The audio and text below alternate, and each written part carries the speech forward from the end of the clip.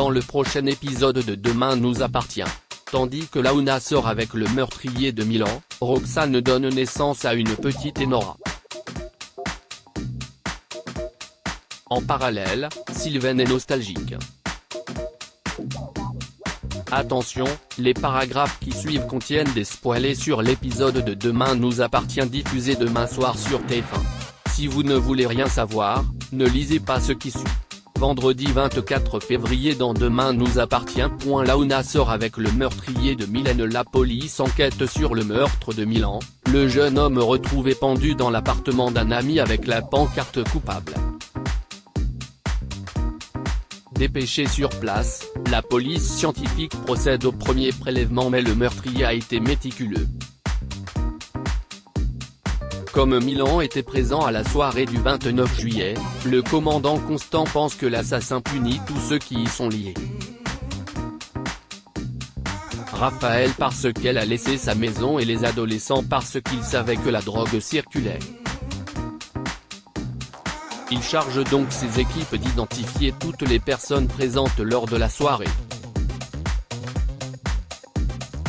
Plus tard, Damien informe le commandant Constant qu'il a relevé des traces de colophane sur la corde qui a servi pour le meurtre de Milan.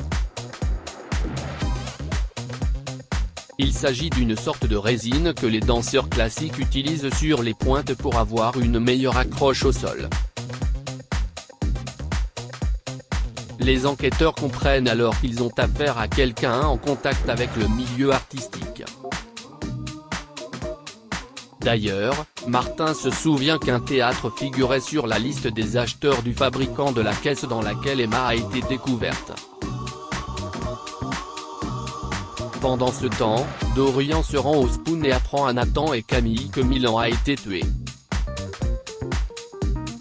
Un choc pour les adolescents et ce d'autant plus qu'ils comprennent que toute cette histoire a un lien avec la soirée du 29 juillet.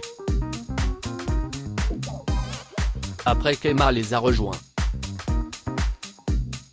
Camille lui annonce la terrible nouvelle. De leur côté, Nordine et Karim se rendent au théâtre où le régisseur leur indique que du matériel a disparu, une caisse en bois, 8 mètres de corde ainsi qu'un pendrillon plus communément appelé un rideau de scène. C'est d'ailleurs dans un pendrillon que la police a retrouvé Camille. Certains qu'ils sont au bon endroit, ils réclament ensuite la liste de tous les employés, techniciens et artistes qui passent au théâtre. En quittant les lieux, Nordine et Karim croisent un danseur qui n'est autre que l'agresseur des lycéens d'Agnès Varda.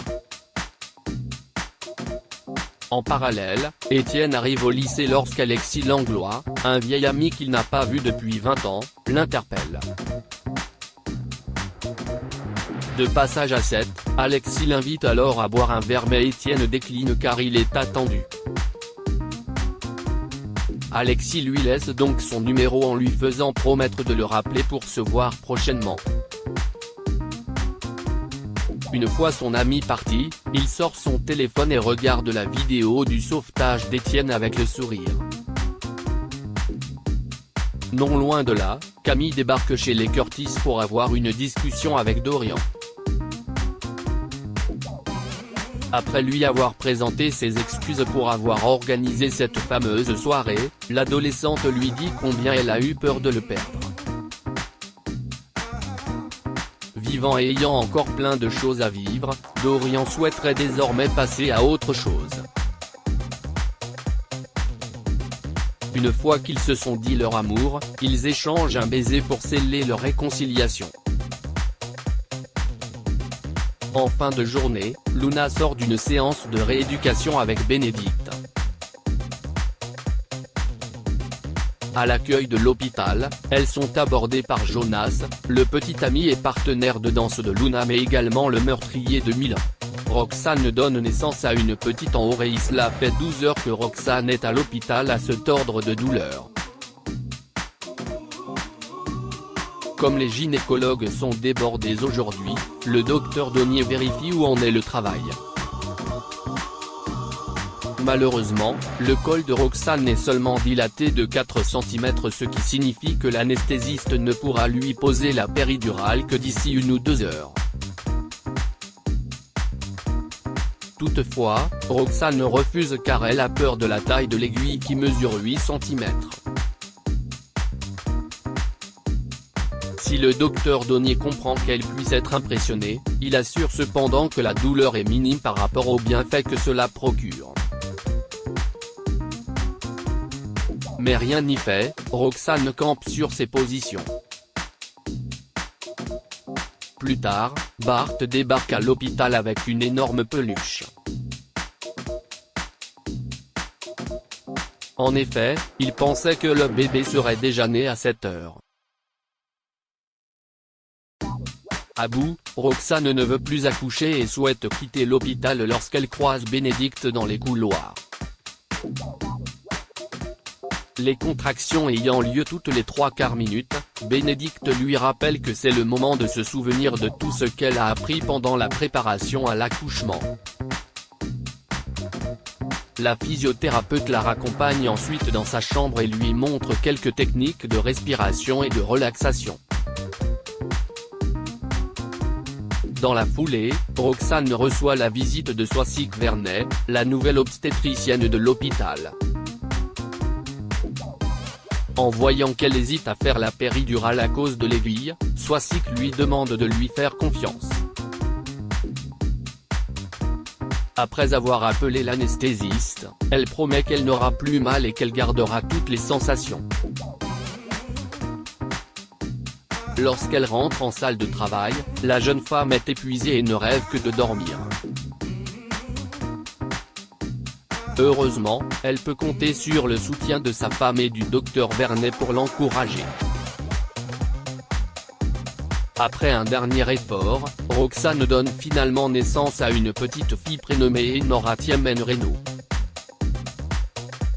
Très émues, Sarah et Roxane se mettent à pleurer au moment même où elles voient leur fille pour la première fois.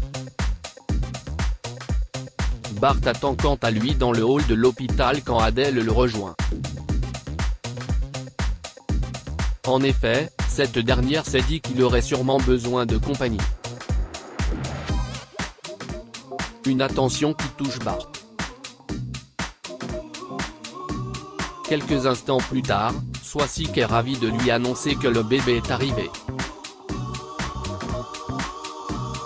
Fou de joie, Bart prend Adèle dans ses bras avant de rejoindre Sarah et Roxane. Dans la chambre, Roxane, Sarah et Bart s'extasient devant leur fille. Et autant dire que les nouveaux parents sont gaga. Sur un petit nuage, Bart ne pensait pas qu'il ressentirait quelque chose d'aussi fort pour Nora. Il se dit même prêt à faire le tour du monde à la nage si elle le lui demandait. Bart s'empare ensuite de son téléphone pour que Sarah et Roxane puissent présenter à Béatrice sa nouvelle petite fille. Sylvain est nostalgique. Sylvain et Tristan gardent Céleste aujourd'hui. Pour l'occasion, Sylvain a ressorti tous les vieux jouets de Betty, Dylan et Jessica. Entre Céleste, Tristan et Sylvain, difficile de dire qui s'amuse le plus. Après une journée à faire de la peinture ou encore à jouer les astronautes, les deux tontons rendent Céleste à son papa.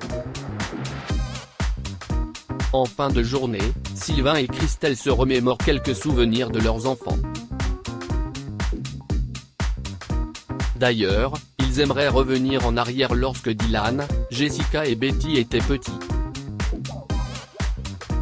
Si Sylvain regrette de ne pas avoir été assez présent pour ses enfants, Christelle assure qu'il est un super papa.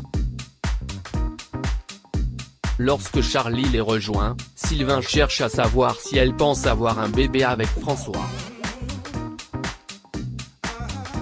Tandis qu'il est prêt à être papy, Charlie, qui n'a pas l'air vraiment emballé, lui signale qu'il a 3 autres enfants.